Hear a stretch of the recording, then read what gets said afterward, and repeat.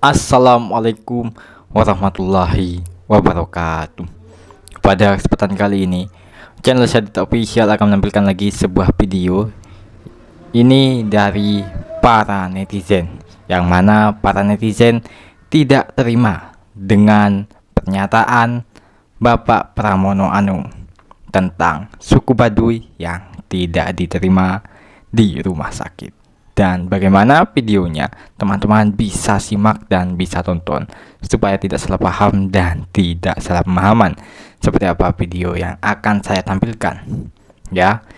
Dan kurang lebihnya teman-teman jangan sampai di skip, karena ini penting dan sangat-sangat penting untuk kita simak sama-sama bagaimana para netizen membuat video.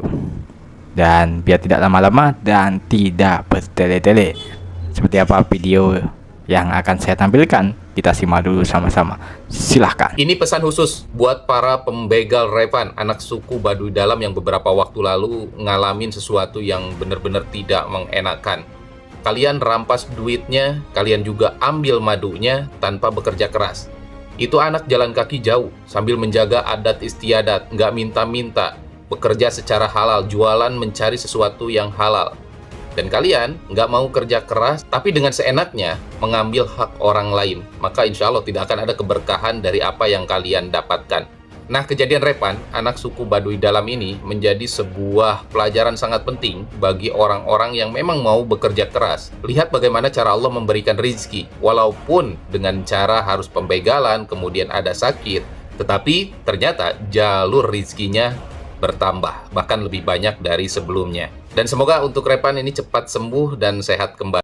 Gubernur DKI Jakarta udah klarifikasi kalau rumah sakit itu menolak Revan bukan gara-gara nggak punya KTP, tapi gara-gara terkendala masalah bahasa, Cina.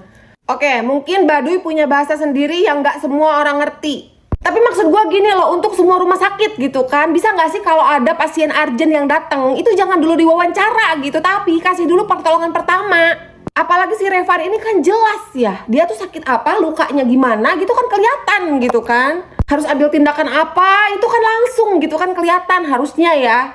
Masalah misalnya identitasnya itu siapa, atau misalkan kronologinya gimana, bisa nggak sih menyusul aja gitu. Karena nggak semua pasien urgent itu pasti datang diantar sama keluarganya. Menurut gue pribadi gitu ya, kalau misalkan ada rumah sakit yang menolak pasien urgent hanya karena kendala identitas, biaya, atau misalkan kendala bahasa, menurut gue kurang make sense aja gitu. Terkecuali kalau ditolaknya itu gara-gara alat kurang memadai, nah itu baru gue. Ini perihal tanggapan seorang Pramono Anung, sekelas gubernur DKI ya, tentunya gubernur tingkat 1 ini ya. Saya bilang terlalu gegabah. Mohon maaf ya Pak Anung gitu ya, menurut saya emang terlalu dungu, terlalu bodoh Anda. Ya, Anda tuh terlalu bersih apa terlalu benar apa saya nggak tahu ya. Ya. Kasus-kasus di Indonesia ini bukan kali pertama ini kasus yang namanya orang penolakan di rumah sakit. Ya, yang masalah anak remaja yang dirampok, yang luka datang ke rumah sakit, ditolak rumah sakit. Alasannya kok dengan gampang. Masalah komunikasi, kan udah tahu orang itu luka, Pak. Ya, ini bukan minta-minta gitu loh, bukan minta-minta mau minta makan, tidak itu luka gitu loh. Jadi Pak Pramono Anung, saya bilang sekelas Anda tuh gubernur terlalu bodoh. Ya, makanya rakyat juga kalau memilih pemimpin itu yang banyak mendengar orang-orang di lapangan, jangan terlalu banyak orang yang di kantor. Dia nggak tahu kondisi di jalanan. Ya. Saya katakan apa Pak, mungkin 70%, 90% Pak, ya pelaksana pemerintah itu bejat semuanya. Ya. Begitu ada masalah, klarifikasi gampang. Dan Anda sebagai pemimpin, ya orang-orang nomor 1 di DKI sangat tolol, saya bilang. Terlalu mudah percaya. Kok Anda tidak berkelit gitu Pak? Bapak nggak lihat lukanya? Tanya dong. Ya, orang datang ke rumah sakit dengan kondisi berlumuran darah, bukan mau minta sumbangan. Aduh, Pramono Anung, saya bilang katakan tolol. Gubernur DKI Jakarta Pramono Anung memberikan klarifikasi bahwa tidak benar pihak rumah sakit menolak Revan, seorang warga Baduy yang terluka akibat begal itu karena tidak memiliki KTP. Beliau mengatakan bahwa pihak rumah sakit terkendala karena perbedaan bahasa. Ini klarifikasi macam apa ini? Menurutku ini seperti anak TK lagi belajar bicara. Tidak pantas dikatakan oleh seorang gubernur. karena perbedaan bahasa sampai sisi kemanusiaan pun diabaikan.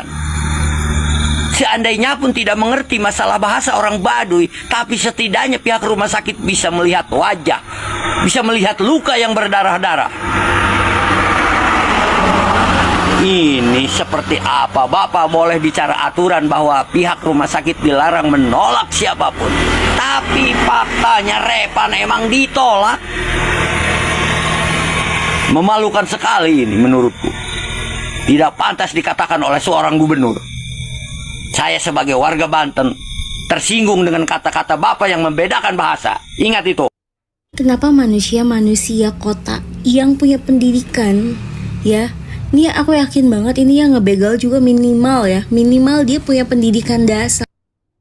Gak malu gitu ya, ngebegal bocah yang jualan madu dengan tampilan, ini pasti orang Jakarta tuh tahu lah kalau yang kayak begini tuh udah pasti orang Baduy. Kalau kita lihat nih dari ikatan kepalanya tuh dia warna putih, berarti dia warga dari Baduy Dalam. Berarti kalau Baduy Dalam ya emang dia nggak punya KTP. Kalau Baduy Dalam itu ya ke kota udah pasti dia nggak boleh naik kendaraan, pasti dia jalan kaki yang butuh waktu tuh berhari-hari buat sampai Jakarta. Sama satu lagi, ini pihak rumah sakit tuh kayak nggak punya hati banget gitu ya, kayak nyawa orang tuh nggak lebih mahal daripada KTP, nggak lebih penting daripada KTP. Nggak bisa pengecualian apa. Aman ya, ternyata nggak aman Jakarta untuk anak-anak dan masyarakat yang tinggal di Jakarta. Kemarin hari Minggu ada anak dari suku Baduy bernama Repan mengalami pembegalan di Jalan Pramuka. Tangan kirinya kena bacok, berdarah-darah, 3 juta uang yang dipunya diambil oleh pelaku, madu dan kerajinan tangannya untuk dijual untuk mencari nafkah itu diambil oleh pelaku. Yang miris adalah Repannya mencari pertolongan ke rumah sakit terdekat dan tidak ada yang menolongin. Perkara Repan tidak punya KTP. Mohon maaf nih, saudara-saudara kita yang di suku Baduy ini emang nggak punya KTP. Akhirnya Repan harus jalan kaki dari Jalan Pramuka ke Tanjung Duren untuk mendapatkan pertolongan di rumah sakit tersebut. Miris banget, mau sampai kapan pembegalan yang terjadi di Jakarta ini menjadi momok yang menakutkan untuk masyarakat, dan sampai kapan Jakarta tidak aman untuk anak-anak. Karena kasus Repan ini satu dari sekian banyak kasus yang terjadi di Jakarta. Kekerasan terhadap anak, penculikan terhadap anak, dan masih banyak hal yang lainnya. Tolong buat Bapak Pramono, Bang Dul, tolong ini diperhatikan. Dan buat Bapak Menteri Kesehatan kita, mau sampai kapan fasilitas rumah sakit atau rumah sakit yang ada di Indonesia ini memberikan pertolongan pertama kepada para korban itu melihat administrasinya dulu. Karena BPJS dan KTP bukan syarat. Ya, oke. Jadi seperti itu ya teman-teman dan saudaraku semuanya. Bagaimana teman-teman mungkin sudah menyimak dan sudah menonton kurang lebihnya dari dalam video yang barusan saya tampilkan, ya, yang mana para netizen tidak terima dengan pernyataan Bapak Pramono Anung bahwasannya karena bahasa suku Baduy tidak diterima di rumah sakit, ya. Jadi kurang lebihnya teman-teman bisa tonton lagi videonya, takutnya salah paham, takutnya salah pemahaman seperti apa video yang barusan saya tampilkan, seperti apa yang disampaikan oleh netizen, ya. Jadi seperti itu ya teman-teman. Mungkin teman-teman sudah menonton dan sudah menyimak sampai selesai, ya. Jadi itu saja teman-teman dari saya, channel Syadito Official. Kalau salah pemahaman ataupun salah pengertian, salah ucapan, salah ungkapan, salah penyampaian, salah apa yang saya lontarkan, salah apa yang saya ucapkan, salah apa yang saya sampaikan, saya minta maaf sebesar-besarnya untuk teman-teman dan saudaraku semuanya. Dan video ini tidak bermaksud untuk merendahkan atau merusak nama baik, ya. Tapi video ini saya tampilkan sebuah edukasi, mungkin teman-teman bisa tonton videonya supaya teman-teman bisa respon dan tanggapi sendiri secara pemikiran masing-masing, ya. Jadi dari saya ulangi, mohon maaf sebesar-besarnya kalau salah paham ataupun salah pemahaman, dan terima kasih sebanyak-banyaknya untuk teman-teman dan saudaraku semuanya yang sudah menonton video ini.